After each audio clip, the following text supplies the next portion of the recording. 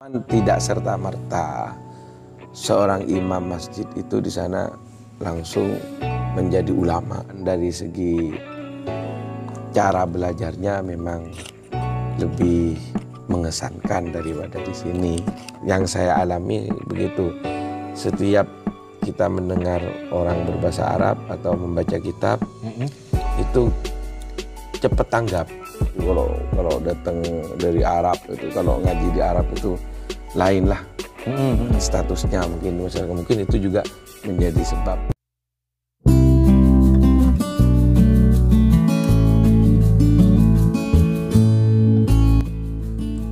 Halo teman-teman semuanya, kembali lagi dengan konten saya atau podcast saya, Adorodi Bunuwardi. Kalau saya udah pakai kopiah seperti ini, berarti saya sedang mengaji. Teman-teman mungkin tahu bahwa di Indonesia banyak masyarakat yang menginginkan kuliah atau menempuh pendidikan atau melanjutkan pendidikan di luar negeri, khususnya di wilayah Timur Tengah, baik itu di Yaman, Mesir, Arab Saudi, dan lain sebagainya. Akhir-akhir ini juga kita banyak menemukan fenomena yang mana masyarakat sepertinya banyak yang ke Arab-Araban.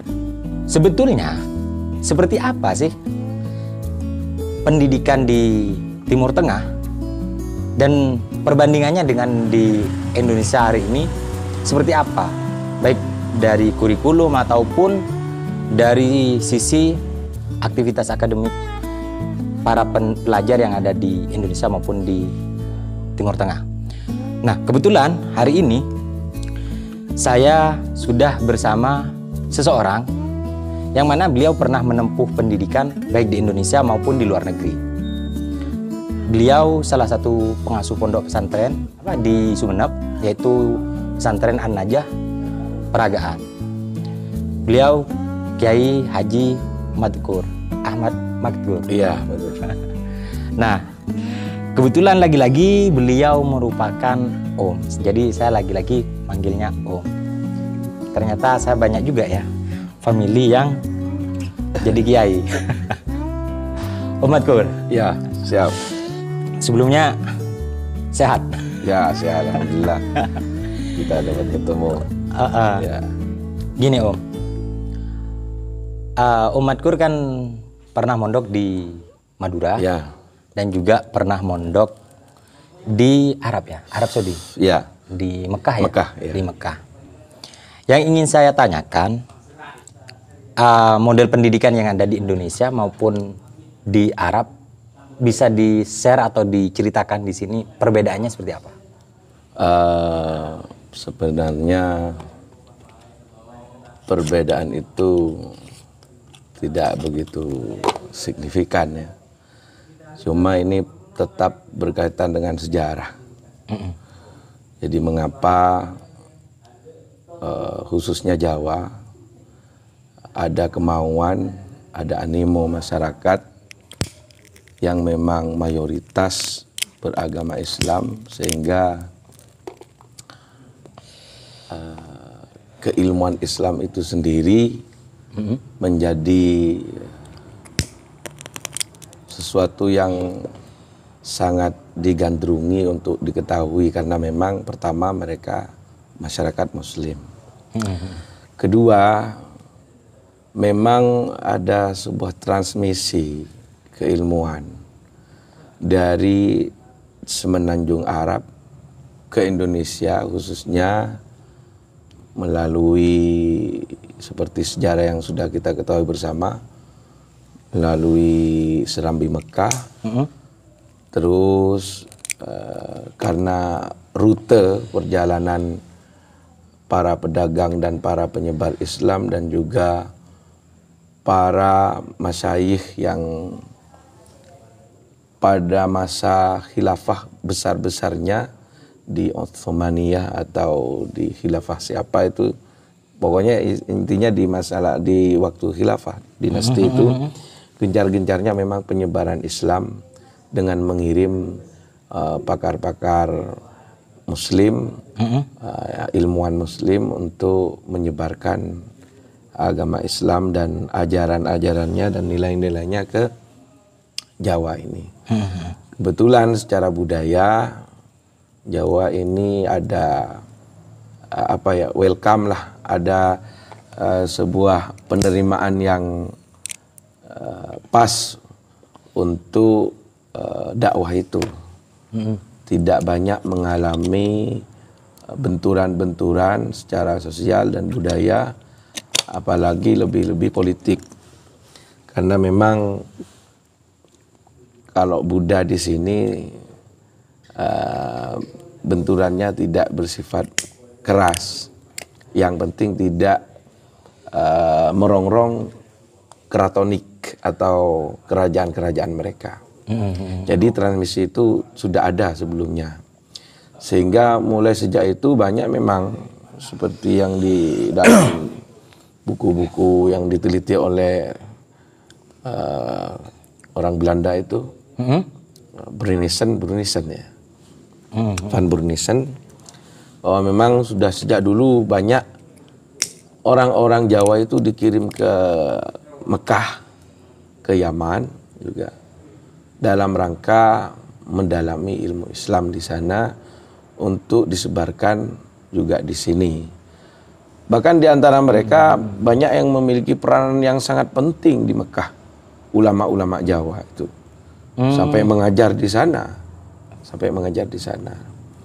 Ya, itu di antara salah satu mungkin yang menyebabkan ada kegandrungan masyarakat terus, hubungan keilmuan itu terus ada. Karena di sana dianggap seandainya aplikasi genuinnya itu di sana. Jadi ilmu Islamnya itu ada di Mekah, di mana memang di sana tempat lahirnya Rasulullah dan juga penyebaran ilmu Islam juga dari sana. Mungkin. Tapi secara kurikulum pendidikan ada perbedaan nggak di Indonesia maupun di Arab di Mekah? Atau memang di Indonesia ada yang mengadaptasikan? Kalau perbedaan kurikulum, mungkin di sini dari segi pelajaran atau materi non agama bisa tidak sama. Tapi dari segi keagamaan, kan di sini dimulai dari pesantren sebenarnya. Kalau ilmu keagamaan. Jadi tidak seperti sekarang yang sudah menjadi sebuah kurikulum yang pakem, yang jelas. Kalau pesantren itu kan klasiknya, ilmu-ilmu yang dikaji di sana itu sebenarnya sama. Mungkin setelah beberapa waktu ada gejolak politik, ada sebuah gerakan kurikulum baru di daerah Arab itu, sehingga seakan-akan tenggelam apa yang sudah biasa diajarkan oleh ulama salaf di sana. Seperti umumnya ya, kalau di tafsir itu tafsir Jalalain, kalau di hadis itu Riyadhus Shalihin, itu sudah sejak dulu. Tapi karena ada gejolak politik, ada yang banyak orang-orang pemikir Islam yang sekarang sudah terkontaminasi oleh gerakan-gerakan politik itu, banyak justru menyalahkan Imam Nawawi. Jadi itu perubahan yang ada. Kalau masalah transmisi keilmuan, insya Allah masih di Indonesia, utamanya Jawa, banyak unsur kesamaan. Mulai dari kitab hadis, mulai dari tafsir, mulai dari fikih. Intinya fikih kalau di daerah Asia ini dan juga daerah Arab Saudi dan Yaman ini masih lebih dominan pada imam mazhab Syafi'i. Demikian. Kalau memang hal itu sama, artinya kurikulum yang ada di Indonesia maupun di Mekah itu sama, apa yang membuat umat guru itu tertarik untuk melanjutkan studi di Mekah? Ya sama dengan animo masyarakat, yaitu genuinnya itu ada di sana, artinya aslinya itu ada di sana. Jadi mengaji ke sana itu mengaji pada sumbernya, sama dengan seperti itu. Mengaji pada sumbernya, sehingga kita akan tahu pokok-pokok yang akan tereksplorasi atau akan mengembang dari sana, akan tahu apa pokok-pokok pemikiran asli genuine pemikiran Islam itu, ya harus ke sana. Pengalaman lebih lebih cepat mengerti pada kitab itu kalau langsung mengaji ke Arab itu, menurut saya itu. Selain ya memang ada anggaplah sebuah greed atau ego itu terbangun, gengsi masyarakat. ya seperti kalau datang dari Arab itu, kalau ngaji di Arab itu lain lah statusnya, mungkin masyarakat, mungkin itu juga menjadi sebab. Cuman ini saya tidak general ya, tidak semuanya seperti itu, cuman itu ada seperti itu. Sebagian lah Sebagian ya, ada. Memang menuju ke Arab, kadang-kadang juga nggak ngaji, kadang-kadang jarang ngaji, datangnya nggak usah jauh-jauh, orang haji saja datang sudah statusnya sudah terangkat, sudah berbeda ya, sudah lain. Apakah memang orang belajar di Arab itu harus membawa budaya yang ke Arab-Araban ke Indonesia sebenarnya? Ya sebenarnya itu menurut saya budaya itu merupakan salah satu dari pengisi kehidupan suatu masyarakat. Budaya. Ego itu yang membawa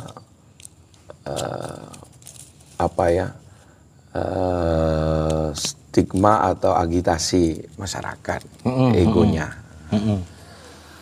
Kadang-kadang kita akan bergaya Arab atau berbaju putih, ada yang memang husnudzonnya kita itu kan memang dia mengikuti sunnah Rasul atau apalah dengan warna putihnya.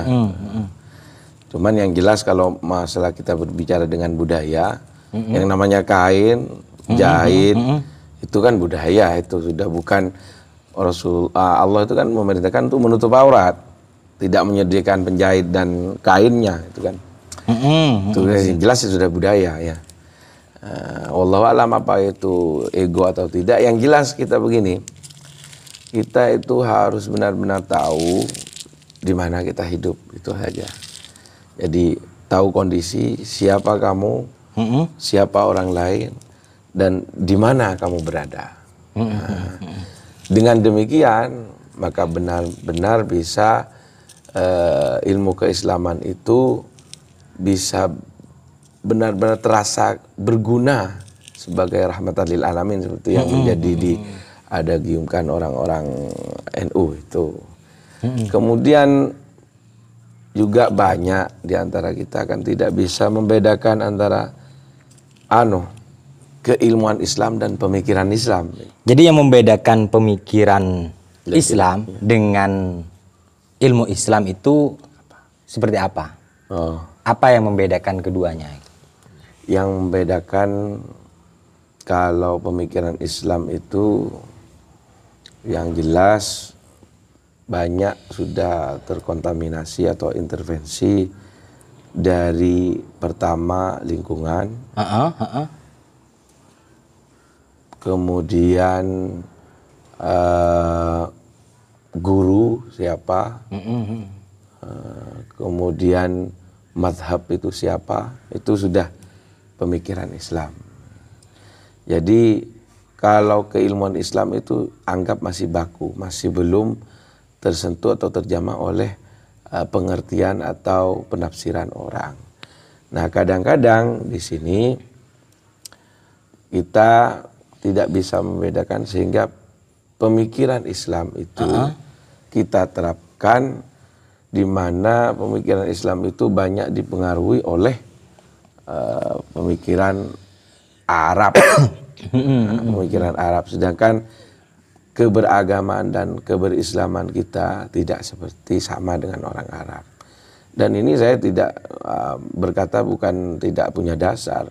Syekh Hudoribik sendiri di dalam Tarikh Tasrik menyatakan, kendati pun pemikiran itu tetap banyak terpengaruh oleh lingkungan dan di mana ia terdidik, katanya Syekh Qutb gitu. Cuman tetap mereka masih bersandar kepada Al-Quran dan hadis. Nah, cuma karena banyak sekarang aliran-aliran pemikiran Islam seperti radikal, ada yang liberal, ada yang moderat. Kalau menurut Syekh Ramadan Al-Buti itu sebenarnya tidak ada Islam seperti itu. Yang ada hanya tidak ada terbagi Islam itu. Yang ada memang Islam itu moderat sejak dilahirkan. Jadi yang dimaksud pemikir Islam itu bisa menyesuaikan, pemikiran Islam berarti menyesuaikan dengan daerah ya. Artinya yang ada hasil pemikiran ulama-ulama yang ada di Indonesia dengan yang di luar itu akan berbeda pengejawantahannya. Ya bisa berbeda karena anggap tanda kutip pemikiran itu seperti masalah fikih yang membutuhkan solusi. Sedangkan permasalahan fikih tentu dari satu daerah ke daerah yang lain berbeda, apalagi ini berbeda negara.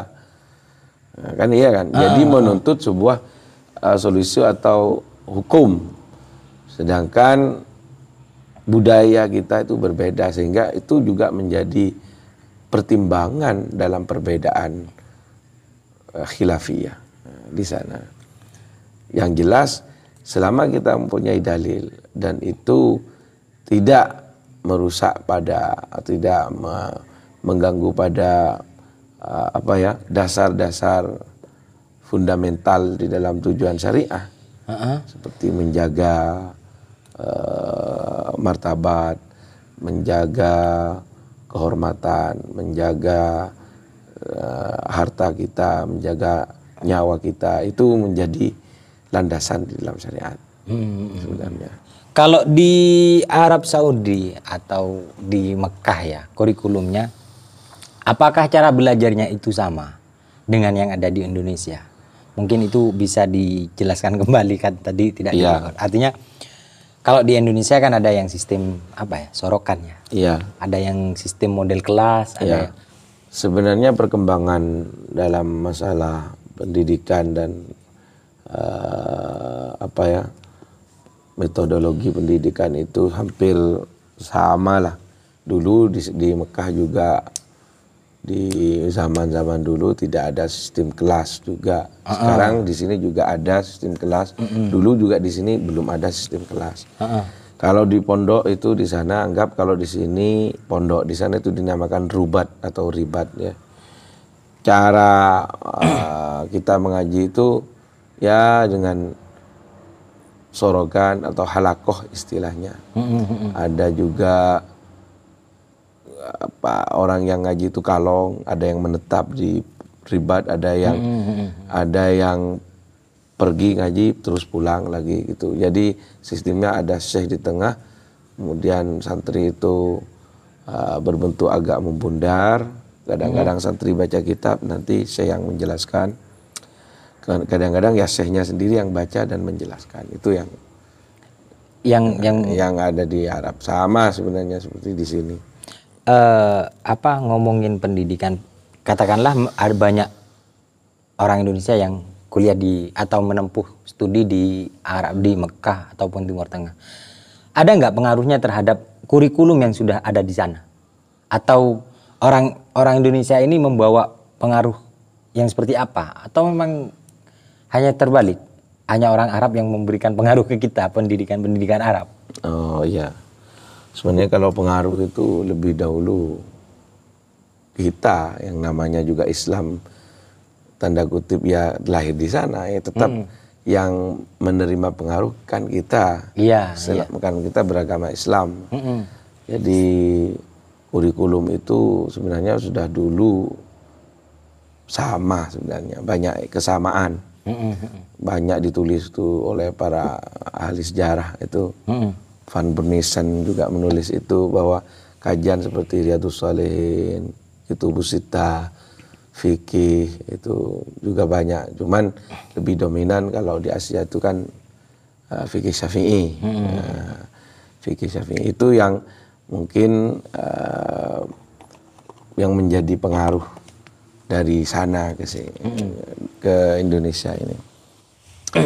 Cuman ya namanya dia yang punya punya keilmuan Islam lah. Di mana sumber itu dilahirkan di sana. Ya dari segi pengaruh ya tetap itu keilmuan Islam sebenarnya itu. Cuman karena mungkin sekarang agak berbeda pengaruhnya dari segi gejolak politik mungkin itu. Karena kajian-kajian yang dulu seperti Riyadhus Shalihin itu sekarang kalau di daerah Mekah, Arab Saudi lah. Bahkan ada di antara para syekh-syekh di Arab Saudi itu sudah menyalah-nyalahkan Imam Nawawi. Nah, itu karena pengaruh dari gejolak politik yang sudah berubah. Sebenarnya dulu sudah sama dengan di sini itu. Kalau di sana Riyadhus, di sini ya juga Riyadhus Shalihin. Nah, kalau di antara para ulama memang ada yang dari ulama kita juga mengisi di sana. Tapi bukan berarti sudah mempengaruhi, karena yang jelas keilmuannya dari sana. Cuman ulamanya itu dari ulama Nusantara juga ada di sana, pernah mengajar sampai mengajar di Mekah. Nah, ngomong-ngomong orang ada ulama yang ngajar di sana kan banyak nih bahkan saya pernah ke suatu tempat ketemu dengan suatu makam. Itu konon beliau adalah imam Mekah. Nah, pertanyaannya, apakah setiap imam Mekah itu kemudian menjadi ulama atau sebatas ustadz biasa atau seperti apa sebenarnya? Nah, sebenarnya juga di sana ada sebuah memang ada sebuah instrumen lah, sebuah sistem untuk menjadi imam itu memang harus banyak mengetahui tentang hukum-hukum Islam. Jelas itu kalau di sana. Kalau di sana, cuman tidak serta-merta seorang imam masjid itu di sana langsung menjadi ulama. Nah, berbeda dengan di sini kan. Di sini seperti yang saya katakan tadi, haji saja sudah segan orang, apalagi sudah mengimami masjid. Nah, di sana kan ada masjid Qabail, bukan masjid yang disolati Jumat.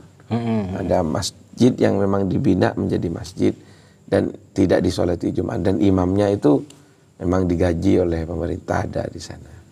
Nah, kalau yang mungkin bisa diceritakan pengalaman Om Madkur selama menempuh studi di Mekah, teman-teman kan mungkin banyak yang mau atau tertarik. Sebagian dari penonton saya mungkin yang di YouTube ataupun pendengar saya di Spotify, mungkin banyak yang tertarik untuk melanjutkan studi di Mekah ataupun Timur Tengah. Bisa di-share mungkin pengalamannya ya? Ya, pengalaman saya kalau di Mekah itu ya namanya mondok ya. Keluh kesah dan getar-getirnya sudah juga ada. Cuman dari segi cara belajarnya memang lebih mengesankan daripada di sini. Lebih menantang lah. Karena di sana kadang-kadang kan saya itu pengajian gitu, kalau lagi ada safir misalkan syekh mau keluar, kita itu diberi tugas ngafalin ini, ngafalin matan ini, ngafalin ini. Kadang-kadang diberi tugas dikasih hadis, disuruh sarahin gitu. Itu yang mungkin pengalaman di pondok ya. Lain saya yang di sana tidak dalam akademisi, saya mondok di sana, tidak sekolah, bukan di akademik, bukan. Jadi itu pengalaman di sana. Cuma nilai tambahnya lebih banyak sih kalau mengaji ke Arab itu. Yang saya alami begitu. Setiap kita mendengar orang berbahasa Arab atau membaca kitab, itu cepat tanggap. Karena sudah biasa. Nah, lain dengan yang memang belum pernah ke Arab. Ya ini juga tidak general, yang tidak semuanya demikian. Ini pengalaman saya. Ya banyak tentunya orang yang alim tanpa mengaji di Arab ada juga. Iya. Seperti yang pengarang itu kitab Sirajut Thalibin Syarah Minhajul Abidin, Ihsan Jampes itu katanya tidak pernah sekolah atau mengaji atau mondok di Arab, di Mekah. Cuman dia memang alim. Cuman pengalaman yang saya rasakan ini, setiap ada yang membaca ini atau mendengar bahasa Arab ini, kita tidak terlalu banyak berpikir. Sama dengan orang yang terbiasa dengan berbahasa Inggris, mendengar bahasa Inggris, ya lain lah tentunya gitu, itu nilai plusnya. Beda. Cuman kan ini terakhir-terakhir kita sepertinya menghadapi gejolak yang ke Arab-Araban. Ya. Nah, itu yang mungkin perlu ada edukasi juga dalam obrolan kita hari ini. Mungkin Om Madkur bisa menyampaikan edukasi apa yang harusnya, sikap yang seperti apa yang harusnya kita lakukan sebagai bangsa di Indonesia. Gitu. Ya. Saya ya mungkin agak curhat sedikit lah. Saya sendiri sebenarnya ada luasan-luasan pikiran seperti itu ketika baru datang dari Mekah. Egonya itu, prestisenya kuat. Seakan-akan ada sekat, saya alim, saya keluaran sudah lulus alumni Mekah. Saya juga udah belajar di sini, belajar di Sayyid, kadang ada seperti itu. Iya. Cuman juga alhamdulillah keluarga juga, utamanya orang tua itu selalu nasihatin jangan bawa Mekahnya ke sini gitu katanya. Jadi memang tuh terus terang alamiah itu ada. Ini diri saya. Tapi juga alhamdulillah saya bersyukur bisa untuk mengimbangi itu, dan alhamdulillah bisa untuk mulai hidup dan memahami, mengerti, mensinkronkan budaya, beradaptasi dengan apa yang ada. Jadi sebenarnya itu harus yang paling urgen itu, yaitu kita harus tahu diri, tahu orang lain, dan tahu di mana kita meminjakkan kaki kita. Itu harus penting. Jadi kajian Islam atau keilmuan Islam itu anggap kita bahan mentah. Bahan mentah. Bagaimana kita memproduknya dengan ud'u ila sabili rabbik bil hikmah. Jadi di sana hikmah itu up to date. Kalau saya bisa menafsirkan sendiri, ya mohon maaf kalau keliru. Jadi kalau hikmah itu, hakim itu kan pada dasarnya kan menempatkan sesuatu sesuai dengan proporsional pada tempatnya. Itu namanya orang bijak. Hakim orang bijak. Jadi hikmah ini berarti lebih umum, lebih universal, mencakup pada dakwah yang bermediakan lisan, bermediakan tingkah laku, bermediakan akhlak. Itu masuk dalam hikmah menurut saya itu. Ud'u ila sabili rabbik bil hikmah wal mau'izatil hasanah, juga sama seperti yang dinyatakan oleh Allah itu kepada Nabi Musa dan Nabi Harun ketika memerintahkan untuk menasihati dan memberi dakwah pada Namrud. Wa qula lahu qawlan layyina la'allahu yatadzakkaru aw yakhsha. Berkatalah dengan kata yang halus, yang baik. Mungkin Namrud itu bisa sadar dan bisa. Nah, jadi ini sistem dakwah. Dan itu bagian dari hikmah menurut saya. Ada juga kejadian Sayyidina Hasan Hussein melihat seorang kakek tua yang tidak benar berwudu karena takut, karena agar kakek ini tidak perasaan hatinya. Jadi Sayyidina Hasan Hussein itu berpura-pura bertengkar di depan kakek itu. Berpura-pura bertengkar. Sayyidina Hasan merasa dirinya yang lebih baik wudunya, Sayyidina Husain demikian juga. Sehingga mereka berdua merencanakan agar kakek tua yang melihat pertengkaran itu untuk dijadikan atau diangkat menjadi pemutus. Siapakah di antara kita yang benar wudunya? Padahal kedua orang itu, Sayyidina Hasan Husain, cucu Rasulullah, yang jelas tidak akan keliru wudunya. Yang keliru yang si tua ini. Iya. Cuman ini sistem, cara gitu untuk berdakwah. Jadi cara untuk berdakwah biar orang itu tidak merasa perasaan engkau lah tua, saya kan lebih tua kok. Iya. Kata guru-guru saya itu kendati pun walaupun orang tuamu itu kafir, tetap kamu tidak boleh berkata kasar. Ajaklah mereka dengan baik, ajaklah mereka dengan kata-kata yang akhirnya si dua orang ini, Sayyidina Hasan Husain radhiyallahu anhuma wudu, dan kedua wudu orang ini tetap yang paling benar. Dan si kakek itu merasa, oh berarti wudunya saya yang keliru. Itu diantara daripada hikmah menurut saya. Hikmah itu. Nah, kalau ini Om, untuk menempuh pendidikan di Mekah, apa memang ada syarat-syarat khusus? Mungkin ini juga share biar teman-teman yang ini bisa belajar juga. Ya, itu kan. Kalau syarat-syarat khusus itu kan ada dua lah. Ada dua. Pertama dari kesepakatan atau kebijakan-kebijakan si penerima di sana. Pertama. Kedua, ada kecakapan khusus secara umum menurut saya itu minimal. Orang itu harus menguasai sedikitlah dasar bahasa Arab dan juga sedikitlah bisa membaca kitab. Karena apa? Karena di Arab itu ya mereka membacanya bahasa Arab, menjelaskannya juga bahasa Arab. Kalau kita ke sana tabu, nggak tahu sama sekali, nol. Yang kita tahu nyampe ke sana ya tetap bahasa sugi, bahasa pasaran saja. Nggak mau ngerti-ngerti dia. Jadi kalau cuman mohon maaf ya, lulusan SMA umum ataupun pendidikan umum, lebih lama lah, sulit. Nah, lebih lama mungkin atau sulit untuk cepat mengerti. Dari tadi kan yang diceritakan sepertinya cuman hanya persoalan yang enak-enak nih, yang bikin menarik. Yang nggak enaknya kuliah di Arab itu seperti apa? Kalau saya bukan kuliah loh. Iya, maksudnya nggak tahu. Sorry, menempuh pendidikan di Mekah, khususnya. Ya mungkin pertama yang paling jelas karena jauh dari keluarga. Ya pertama itu. Berapa tahun Om? Jauh dari keluarga, 4 tahun setengah. Yang paling terasa itu ketika Idul Fitri itu. Apalah arti megang uang nggak bersama keluarga, kadang-kadang gitu. Jadi bisanya cuma telepon begitu. Dan keluh kesahnya itu kalau getar-getirnya kalau mondok itu beda dengan kuliah.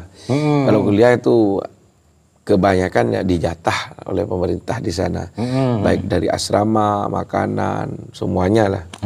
Kalau kita ini walaupun dikasih jatah ya jajan, tidak sama dengan mereka.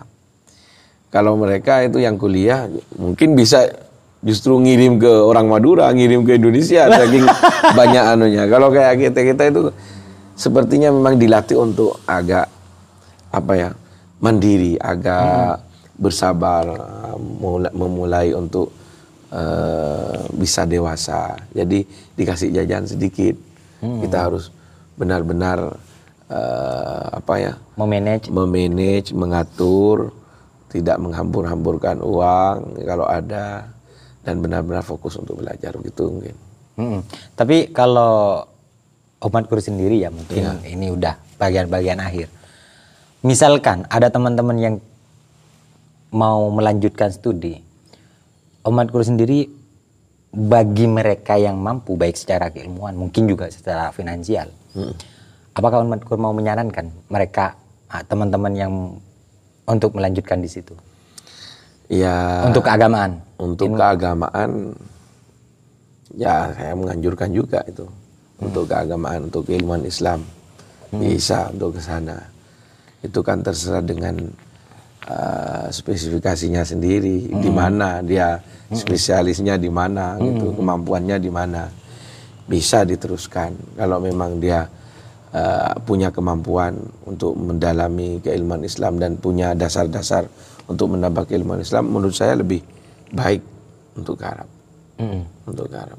Mungkin terakhir ada hal-hal yang ingin disampaikan juga.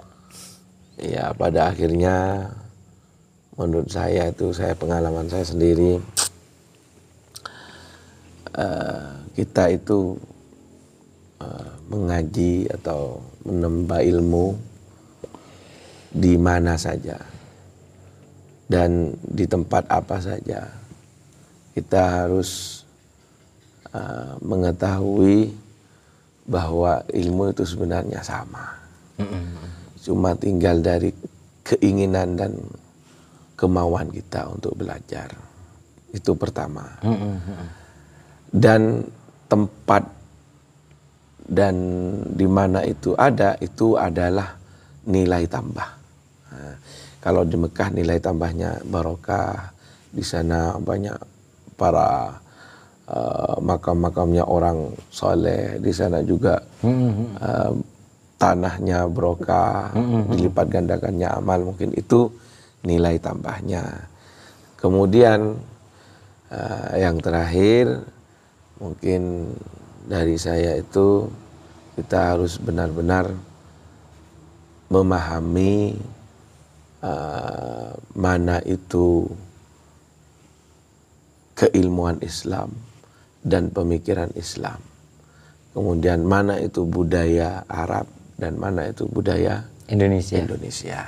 Itu karena di dalam pepatah Arab saja itu, fadarihim madum tafidarihim wa ardihim madum tafi ardihim. Jadi dari him pertama itu bukan sama dengan makna dari him yang kedua. Itu namanya dalam gramatika Arab itu musyakalah. Lafalnya sama tapi beda makna.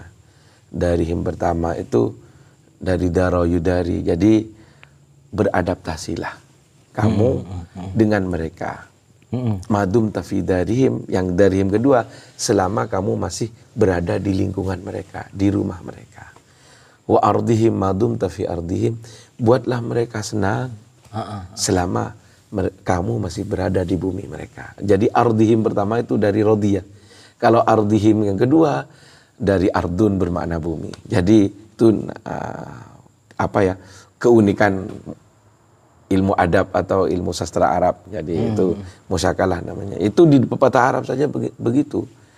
Jadi di mana kita pijakkan kaki kita harus benar-benar bisa membaur, membumisasikan Islam itu sendiri sesuai dengan apa yang ada. Kalau bisa, jadi bahasa taghyir itu man ra'a minkum munkaran, taghyir itu bukan menghabiskan atau meniadakan, tapi taghyir itu dalam rangka merubah, memberi alternatif, itu mungkin bisa artinya itu. Jadi merubah dari pola yang tidak benar, yang mengandung maksiat, dirubah menjadi pola yang mengandung pahala, tapi sebagai alternatif ya bisa digandrungi juga. Nah, itu jangan kita hanya pintar ngaramaki Allah, tapi kita tidak pernah menyodorkan alternatif. Iya, itu saja, intermezzo saja ya, intermezzo saja, agar kita tidak mudah mengkaji, bukan untuk menghakimi.